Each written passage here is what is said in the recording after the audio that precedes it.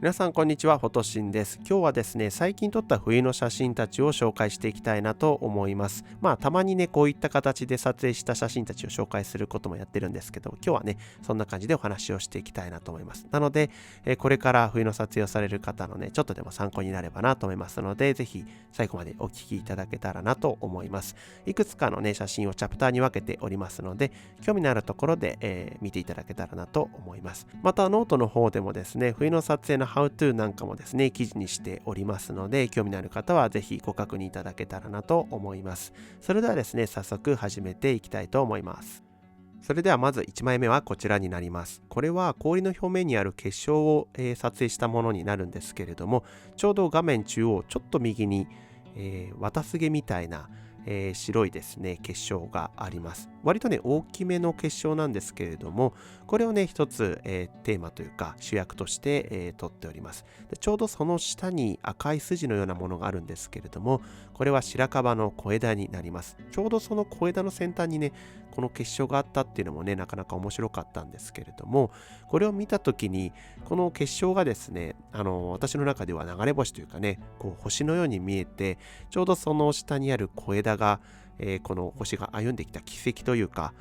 歩んできたというかね、流れてきた軌跡のような感じにも見えましたので、ちょっとその宇宙をイメージして、撮っています。この結晶のね、左右にも小さい粒々の白いものがあるんですけど、この雪のね、粉なんですけれども、これなんかも宇宙の中にある小さい星たちのね、こう密集したものだとか、そういったものにも捉えられましたし、あとは上部にあるもわもわっとしたものがちょっと目に入ると思うんですけれども、これは光沢過程でできた、気泡のようなものですかね。それによってちょっと白くもわついてるんですけれども、これなんかも宇宙にある星雲のような感じにも見えたので、より一層ね、全体的に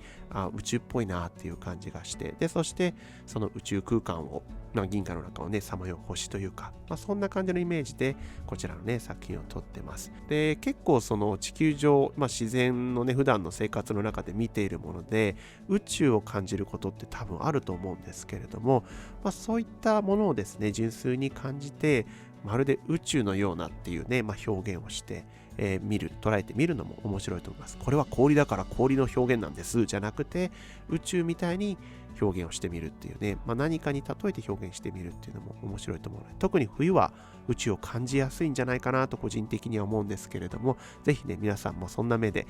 見てみて宇宙を感じて撮ってみていただけたらなと思います。そんな感じでね、1枚目は宇宙をイメージした、写真になります。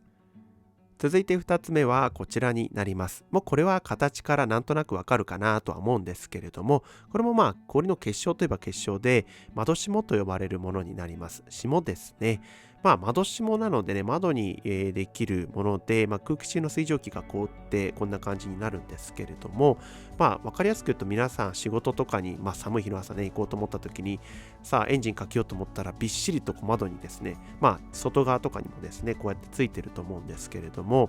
写真を始める前っていうのはもう邪魔だな、早くこれ溶かさないとみたいな感じだったと思うんですけど、写真やってる人にとってみるとね、この窓霜っていうものはもう最高の被写体になるんじゃないかなと思うんですけれども、この日のね霜はね本当にいい形をねして美しかったです。もう本当に羽毛のような、感じですごく綺麗で、これなんで黒いのっていうところなんですけれども、ただ単純に黒い車だったっていうところになります。なので窓を撮ってるんじゃなくて黒い車の表面を、撮ったという感じですね。で、その背景が黒いからより一層この、霜のですね模様とか、あと色とか、そういったところが非常に綺麗に見えていましたので、慌ててカメラを出してですね、撮ったという感じでした。でちょうどね後ろに山があって、もう太陽が昇ってくるっていうね状態で、もう昇ってきたらもうすぐ溶けていってしまいますんで、ちょっとねすごくわたわたしたシーンだったんですけれども、なんとかね、お気に入りの構図で、撮影することができたっていう感じになります。なので寒い日の朝はぜひですねご自身の車の表面、窓じゃなくて、ボンネットとかでもいいと思うんですけれども、その車がね黒いとね割とねより一層この氷の美しさっていうのが出てくると思うので、そういうところも撮ってみると面白いんじゃないかなと思います。続いて3つ目も氷になります。これは池の表面にできた氷を撮影したものになるんですけれども、特に何か真実を伝えようとか、そういった意図があったわけではなくて、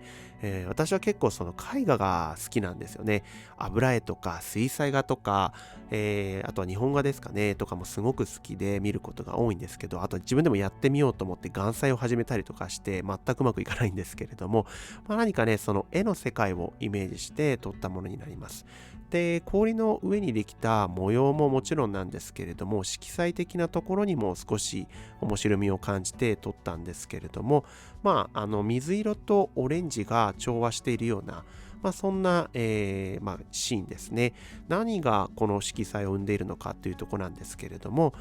この水色っていうのは、上空にある空の色になります。で、このオレンジは何かっていうところなんですけれども、実はこれサンセットですかね。夕暮れ時なんですけれども、撮影している時私の背後に太陽があって、その太陽が山の斜面を、照らしている。それで、ちょっとオレンジ色になっているんですけれども、それのオレンジと、空の青が調和しているような、それでこんな感じの油絵みたいな、感じの写真になっています。特にストーリーとか物語とかね、そういったことは一切抜きにして視覚的に見て面白かったり心地よかったり綺麗だなと思うものを純粋に撮るという、そういった、こともですね非常に楽しいかなと思います。こちらもね、先ほどと同じような、感じでですねイメージして撮ったものなんですが、やはり模様ですかね、氷の模様だとか、溶けてるんだけどまだ溶けていないところもあったりだとか、そういったランダムにできる、自然が作るですね造形というところに色彩が交わって本当に綺麗な、絵のようなね瞬間だったので、そんな感じで純粋に感じて撮ったというものなんですが、必ずしも意図とかそういったものはなくてもいいんじゃないかなというふうにね思います。なので綺麗だなと思うものを、純粋に撮る。ただその中でもラインを意識したりとか、ここのパーツって面白いよね、じゃあこのぐらい割合入れようかなとか、そういったところへのこだわりはあってもいいのかなとは思うんですけれども、そういう感じで、アブストラクトな抽象的なものを見ていくっていうのもね非常に面白いと思います。特に池で、サンセットで池で撮るのっていうところなんですけど、意外と上空の光を、反射してくれたりだとか、あとはだいたい池の周りって植物が、覆っていたりするんですけど、そこに例えば夕日が当たったりとかすると、また池の表面の、色彩模様だとかっていうところにもかなりの変化が生まれてきますので、ぜひですねこれまで撮ったことがない方はそういった、シーンをね、狙って撮ってみるのも面白いと思います。そしてこちらも池の表面を撮ったものになるんですけれども、ゆらゆらと揺らいだ、水のリフレクションがねすごく綺麗で、ちょうど私の、目の前反対側にあった丘のところに生えている木々たちと、あとはその雪面の、雪がですねちょっとブルーっぽくなってるんですけれども、夕暮れ時だったのでねちょっと暗部に入っていたので、その暗部のブルーさがこの、ちょっと青っぽい感じをね出しているんですが、その揺らぎが綺麗だったのでね映し込んでおります。で、別にそのリフレクションだけを取ればよかったんですけれども、あえて中央にですね、薄い牙というかね刃のようなものをね差し込んでるんですけれども、これは薄い氷ですかね、これに、なります。で、なんでそれをね混ぜたかというと、視覚的に、そのね揺らぎを切り裂くような感じで入ってくるのが面白かったっていうのもあるんですけれども、もう一つ、意味があってですね、この揺らぎだけだと少し幻想の世界というか夢の世界の、演出になるんですけれども、そこに氷というね、リアルなものをですね差し込むことによって夢の世界と現実の世界をちょっと共存させてみようかなというね、そういった、私なりの意図があって表現をしてみました。なのでさっきはね色彩とか、アブストラクト抽象的な、表現っていうところだったんですけど、何かねちょっと自分の中で感じた意図っていうものを入れるっていうのもまたねオリジナリティが生まれて面白いんじゃないかなと思います。続いては無表した白樺になります。こちらはですね手前に大きい白樺の木が2本ねあるんですけれども、これがねすごく綺麗な無表していたのでねいいなと思って撮ったんですが、ちょっとねストーリー的なところもありますのでお話ししたいなと思います。そのね白樺の幹からね中央にかけてニョキニョキと伸びた枝なんですけれども、それがね手をね差し伸ばしてお互いなんでしょうね触れ合うというか、そんな瞬間にも見えたのでいいなと思ってね、ちょっと撮ったというところなんですけれども、実は言うとその背景のところですかね、向こう側にも山があるんですけど、すでにそっちには太陽の光が入り込んでいて、霧氷も溶けてしまっているような状態で、次第にね、時間が経過してくると、今度こっちの世界のね、白樺のところの霧氷も溶けていってしまうというね、その儚さというか、やっぱ霧氷っていうのは一日を通してずっとあるわけではなくて、暖かい日差しが入り込んできちゃったら溶けていってしまうので、そういったところの儚さっていうのも感じましたので、この白樺、霧氷でいる白樺っていうのはあとちょっとなんだよっていうところ、その最後の瞬間でお互いが手をこう差し伸ばしてこう絡み合うというかね、触れ合うというか、そんな、瞬間でね、撮影をしていました。なので視覚的にいいな、綺麗だなと思った部分ももちろんあるんですけれども、何かこう儚さっていうものもこの前景と背景を絡めることによって、自分自身もね感じたというところですし、伝えたかったというところでちょっとこんな表現をねしております。で、実は言うと手前の部分っていうのはね、まだ光が入っていない影の部分になるので、もうちょっとね実は言うと暗かったんですけれども、少し、シャドウを現像時にですね起こして、手前と奥でそんなにこう気度差が生まれないというか、ある程度こうソフトな感じにしたかったので、その辺だけはね後の現像で調整して、トーンを統一したというか、そんな感じで優しい雰囲気にね仕上げております。なので、視覚的に見て綺麗っていうのももちろんですけれども、何かその、儚さとか、そういったものを、背景と絡めたりしながらとか、あとは時間の経過っていうものも背景と、絡めることによって、特にこの霧氷なんかはですね、表現することができると思いますので、ぜひですね、まだこれから霧氷を撮ることもできるので、背景と、絡めて撮ってみるとね、なかなか面白い表現ができるんじゃないかなと思います。あとはその白樺たちの形ですかね、こう手をお互い伸ばすようなとかね、そういった何でもいいんですけれども、感じるがままにちょっと表現してみるというね、そんな感じでやってみると非常に面白いかなと思います。続いてはこちらになります。これは椿になるんですけれども、ブナ林で撮影した時に、本来だったらね、もうとっくに雪の下にあるべきものなんですけれど、今年は雪が少なかったのでね、まだまだ椿が頭を出していました。これは前回の YouTube で出てきた、うちの一つになるんですけれども、本当にね、新雪降った後で、綺麗な雪面で、その中にね、こんな感じでニョキッと頭を出していた椿だったのでね、ちょっと撮ってみました。このね、3つ並んでいるのがですね、私が立っているところから、目に入ってですね、その、3つのこの何でしょうね、お互いの関係性っていうのが良かったんですよね。で、進化論をイメージしたんですけれども、一番奥の、椿っていうのはもうなんか寝そべってもう完全になんかもうやる気のないような感じですかね。で、その次にちょっとこう起き上がってむくっとなって手前に、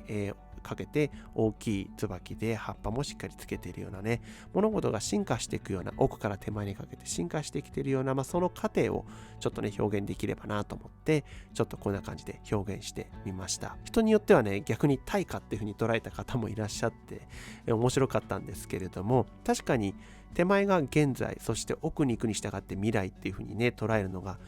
一般的ですし、私もそういう風に捉えることが多いんですけれども、なぜかこの時私は奥から目が行ってしまって手前にかけてこう来るような時系列になったんですけど、確かに対価っていうね感じで捉えることもできます。ちょっとね、対価ってなると悲しいストーリーになってしまうので、多分私はポジティブに行きたかったというところで奥からこっちにかけてきたっていう感じだったんですけど、そういった感じで表現してみるのもね非常に面白いかなと思います。今年は雪が結構少ないので、普段だったら雪の下にあるべきものが頭を出していたりするので、普段今までとはちょっと違うリズムというか、新しい着想をですね与えてくれたりすることもあると思いますので、それをちょっと感じながら撮ってみるっていうのもありなんじゃないかなと思います。本当はね、雪降ってくれることに越したことはないんですけれども、そうは言ってもまだ1月なのでね、2月に期待したいところですね。悲しいというかちょっと残念ではあるんですけれども、楽しんでいきたいなというふうにね、私自身は考えております。そして最後はこちらになります。竹看板の木々たちになるんですけれども、一番私がこのシーンでね、感動したのは、この影になります。この説明に映し出された影っていうのはどこからやってきているのかっていうと、もちろんこの、竹看板の木々たちによって、周りにもたくさんありますのでね、それが、太陽の光が入り込んで、影となって、映し出されているような、そんな感じになります。で、もしね、この場所がフラットなエリアだったら、確かに綺麗な影ですぐできるんですけれども、起伏に富んでるからこそですね、いろんなバリエーションというかね、ちょっと曲がっていたりとかしますので、そういった曲線なんかもね、非常に綺麗で、この影に面白みを生んでいるのかなというふうにね、思います。で、これを撮った時っていうのは、やっぱりその影っていうところもそうなんですけれども、竹看板、木々たちの配列っていうところにもちょっと注意して、なるべくお互いが重ならないように、お互いの綺麗な、木々たちがちゃんとそれぞれ生きるようにね、ちょっと自分の立ち位置なんかを調節しながら、撮ったというような感じになります。ピーカーの日っていうのは割と撮影がしにくい、どのシーズンでもそうなんですけれども、ただやっぱ影が綺麗に出る、特に冬なんかは影が綺麗に出る、条件なので、そういった日にはですね、ちょっと影を探して撮ってみるといいと思います。で、雪面がなるべく綺麗な状態を狙うんであれば、前日とかに雪が降ったとか、そういった条件で狙うとなかなかいい、影をね、捉えることができるんじゃないかなと思います。こんなね、綺麗な雪面を作っておきながら2日後ぐらいにはですね、雨が降ったりなんかして、もうすごいボソボソの雪面になってしまって、枝もたくさん折ってたりしてね、あまりの激変ぶりにびっくりしちゃったんですけれども、今年はね、本当にそういった変化が激しいというところで、いい瞬間をね、捉えられてよかったなというふうにね、思います。なので今年は時間との戦い、降ったらすぐ取るっていうのもね、結構大事にしなきゃいけないなとは思うんですけれども、ちょっとネガティブに捉えがちな部分もね、なんで雪降らないんだろうって思うこともあるんですけれども、ちょっとプラスに考えて、逆手にとって表現の幅を広げていこうっていうふうにね、私自身思ってますので、皆さんも一緒に頑張ってまいりましょう。はい、ということで、ちょっといくつかね、今回は、最近撮った写真たちを紹介させていただきましたけれども、皆さんのね、イメージだとか、ちょっとしたなんでしょうね、クリエイティビティの増幅につながれば私自身もね、嬉しいなというふうに感じます。またノートの方もですね、やってますので、ぜひ興味のある方は概要欄にリンクがありますので、ご確認いただければなと思います。またね、撮影のワークショップ等もですね、1年を通してやってますので、新しい情報等ありましたら、YouTube または、メーリングリストを登録していただきますとお送りさせていただきますので、ぜひそちらもね、チェックしていただければなと思います。はい。ということで、今回のね、動画は以上になります。最後までご視聴いただきありがとうございました。また次の動画でお会いいたしましょう。それではまた。